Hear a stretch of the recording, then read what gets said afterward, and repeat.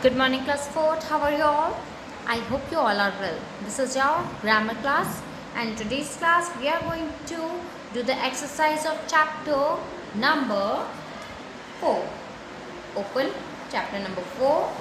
So, in our last class we have done this exercise. Today we are going to start from B exercise.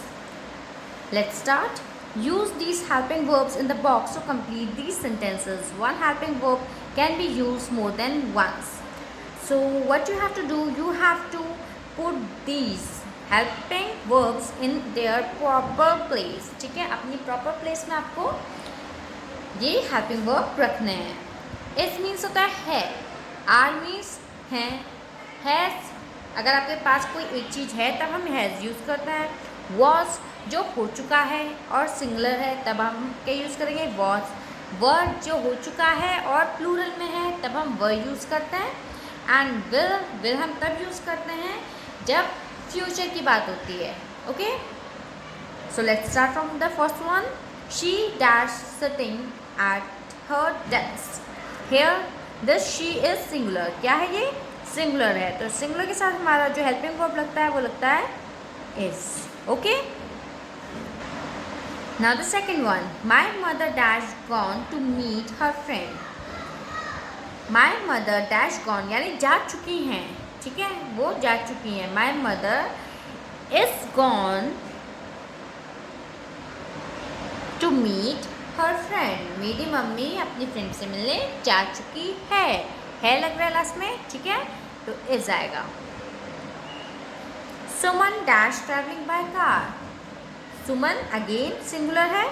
ठीक है, और किससे travel कर रही है वो, कार से. तो Suman is travelling by car. Now the fourth one. It dash knowing last night. Here last night, last means जो जा चुके, कल रात को स्नो हो रही थी. तो here we are going to write was, क्योंकि इट क्या है, एक सिंगुलर प्रोनाउन है. Okay, let's move to the next page.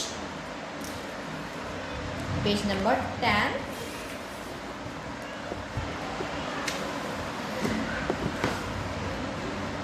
The children dash waiting for the school bus. Here what is this, children. Children is plural, so here we are going to use are. We are going to use are because child singular होता है, children plural होता है, और plural के साथ हमेशा are लगता है. Okay, 6. They dash wearing jackets. They is a plural pronoun. ये प्लूरल के लिए यूज होता है वाला प्रोनाउन है, तो इसके साथ भी हमारा क्या लगेगा, are.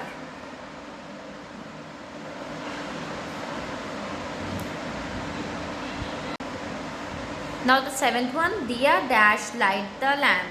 Here Diya is singular, but अगर हम इसे लिखेंगे Diya is light the lamp, it is not the correct form. क्या होना चाहिए था, Diya is lighting the lamp, but यहाँ पे सिर्फ light है तो हम इसको कर देंगे Diya will light the lamp.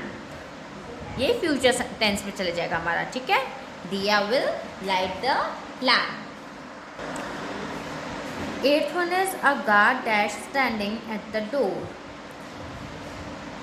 एक गार्ड डोर में खड़ा हुआ है.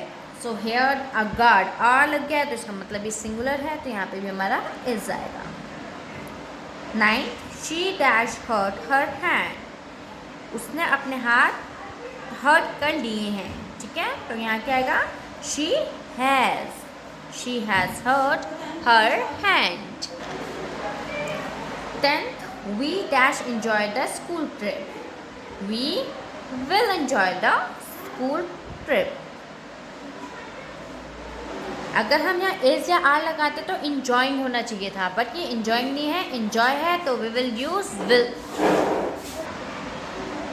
Okay, done. Let's move to the next topic, which is do, does and did. Do, does and did हम कब यूज़ करते हैं. डू डज हमारा यूज़ होता है प्रेजेंट टेंस में, डिड हमारा यूज़ होता है पास्ट टेंस में. Okay, we use do with I, you, we and they and with plural nouns. जब भी हम प्लूरल नाउन्स की बात करते हैं यानी मोर देन वन पर्सन की बात यूज़ करते हैं तब हम यूज़ करते हैं डू। उसके अलावा जो प्रोनाउन हम डू के साथ यूज़ करते हैं वो होता है हमारे I, you, we, they. Okay, we use does with he, she, it and with singular pronouns. हम डज का यूज़ तब करते हैं जब हम लोग सिंगुलर नाउन के बारे में बात कर रहे होते हैं, यानी एक नाउन के बारे में बात कर रहे होते हैं, एक पर्सन के बारे में, एक एनिमल या एक थिंग के बारे में बात कर रहे होते हैं। और उसके अलावा जो प्रोनाउन हम यूज़ करते हैं डज के साथ वो है हमारे ही, शी, इट। और आपको भी पता भी है कि ही, शी और इट आपका सिंगुलर के लिए ही यूज़ होता है। अगर एक अकेला बॉय होगा तब हम ही यूज़ करेंगे, अगर एक अकेली गर्ल होगी तब हम शी का यूज़ करेंगे, और अगर एक थिंग होगी, सिर्फ एक थिंग होगी या फिर एक एनिमल होगा तब हम इट का यूज़ करेंगे, है ना। Did is the simple past tense of do and does. Did simple past tense है डू और डज का, यानी जब हम पुराने टाइम की बात करते हैं तो हम डिड यूज़ करते हैं इंस्टेड ऑफ डू और डज। डू और डज की जगह हम डिड यूज़ करते हैं अगर हम पास्ट टेंस की बात करते हैं। Do, does and did are use as helping verbs.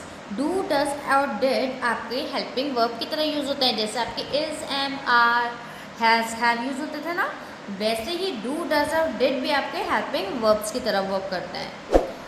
We use do, does and did to ask question and answer them.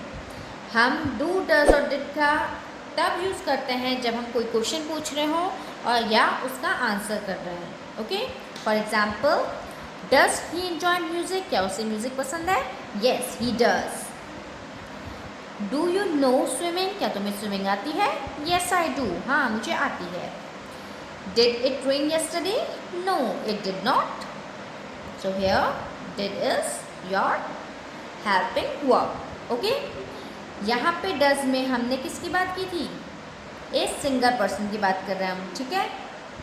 यहाँ पे स्विमिंग की बात की हमने, ठीक है, तो हमने पूछा डू यू नो, क्योंकि यू आ गया, ठीक है, हमारे पास यू आया यहाँ, तो यू के साथ क्या लगता है? डू।